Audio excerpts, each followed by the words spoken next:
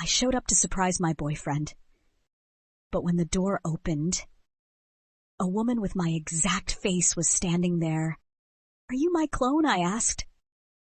"Honey, who's at the door?" My boyfriend walked in. He froze.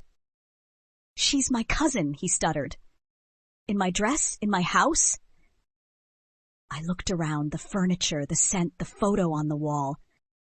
This was the same house we lived in, just in another town. And she was pregnant.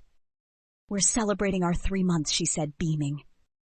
My heart stopped. That's how long he'd been on work trips. Fred. I knew him as Sean.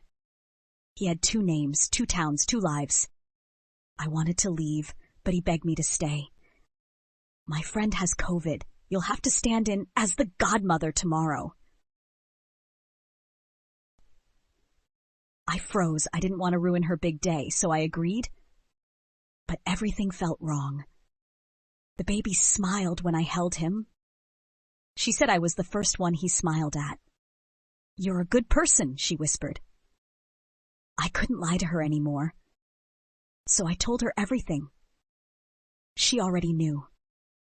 "I saw how he changed when you arrived. You're not his sister, you're the truth." Then she leaned in and said, "Let's end this circus together." The next day she kicked him out, and we drove off, her, the baby, and me. She turned to me and smiled. "He bought this house, this car, and our new life with lies, but we'll build a future with truth. Love shouldn't come with secrets." And he didn't just lose 2 women.